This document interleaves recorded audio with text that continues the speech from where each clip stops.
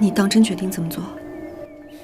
那公主回来了，还带了不少钱财，最近甚至还有讨好我的意思，正好可以利用一下。正所谓富贵险中求，无毒不丈夫。原来男人在朝堂上不得重视，大臣们也见风使舵，对男人爱答不理。他心爱的女人夏迎春也成了西宫娘娘，这一切让男人心生不满，于是他做出了一个决定。迎春，如果我让你当大齐的正宫娘娘，你可愿意？你什么意思啊？你疯了！我决定不再等了，我要刺杀齐王，起兵夺取齐国江山。问题是，你敢陪我冒这个险吗？我陪你赌这一次。男人与夏迎春决定里应外合，男人前去楚国借兵，夏迎春负责给齐王下药。他们担心期间发生意外，一致认为越快越好。当晚，男人就乘着马车前往了楚国。男人半路遇到一个全能道长，自我吹嘘上知天文下知地理。男人想着有道长的好处大于坏处，决定带上道长一起上路。男人也没想到自己的这一举动让借兵的计划更加顺利。这当今齐国为何如此嚣张？原因就是这个齐王娶了一个钟离娘娘之后，这以一敌百，大战鲁陵公主，日索五龙，弹断藕丝情。这所有露脸的事情都是这个钟离娘娘所为。大王可晓得，这当今天下能和这个钟离娘娘打成平手，全身而退的是哪一位？就是你眼前这个魏文斌魏将军，斗一个。当真？千真万确。魏文斌将军还真是厉害呀！如果你愿意为我楚国所用，那将是我楚国的幸事。末将愿意。禀大王，末将愿为楚国效犬马之劳。只是什么呀？只是刚刚大人说的对，末将未见丝毫功业，无功不受禄。末将有求于大王，请大王给我兵马，攻打齐国。末将与那齐国是一天二地仇，三江四海恨，此生不灭齐国，誓不为人。我在那齐国原本是战殿将军，兢兢业业，怎料竟被奸人所害，险些丢了性命。看来寡人还真得顺应天命啊！宣，召集全国兵力，攻打齐国。是，大王。多谢大王成全。现任命楚大强为征齐大将军，魏文斌为上将军，与国师全能道长一同征伐昏溃的齐国，拯救万民于水火。楚国借兵10万，还借用1员大将帮助男人攻占齐国。薛坤，你当真愿意继续留在齐国？这10来年的巡城官，你还没当够啊？齐王对你干娘无情无义，对你又不肯放心，不给你兵权，你说你还继续留下去干什么？和我一起效忠楚国，楚王必定会重用于你。滚！怎么着？楚王封你为先锋官，不用站殿了是吧？哈哈哈哈！薛坤，我好心给你留条活路，你别不知好歹。魏文斌，这手属两端奸诈无耻之徒，枉我齐王如此信任你，封你为殿前将军，又把玲花王妹许予你。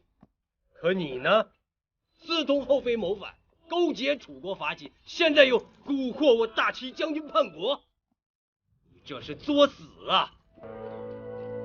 我魏文斌坦坦荡荡，没什么好怕的。男人见策反巡城官薛坤不成，反被对方羞辱，男人决定不再忍了，直接开始兵戎相见。将士们，给我杀！杀！冲啊！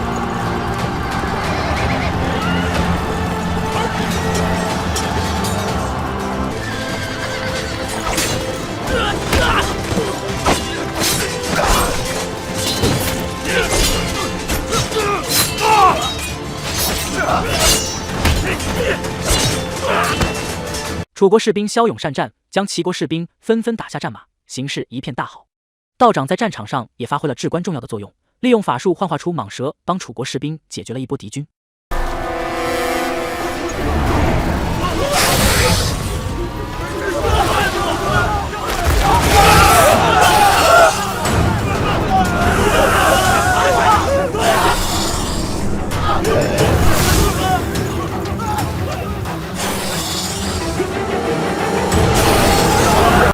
燕营老贼，我们兵行至此，讨伐无义的昏君，快快开门，我们饶你不死！丞相老晏婴知道楚国攻打齐国，齐国被灭是注定的事实，但是还想要为自己争取一些权利，有了权利才能更好的为百姓做事。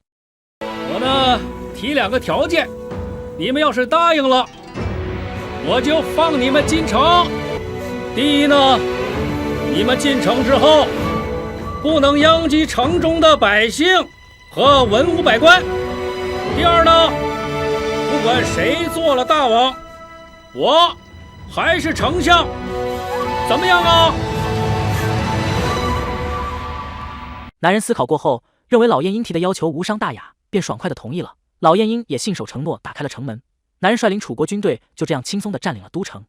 大殿之上，齐王正美人在侧，欣赏着舞蹈。突然有人来报，有人求见。齐王知道男人是爱妃夏迎春的老乡，本想爱屋及乌地提拔男人，不料下一秒他的爱妃就走向了男人。看到这里，齐王才明白情况有所不对。大王，那臣妾方才给您调的酒，好喝吗？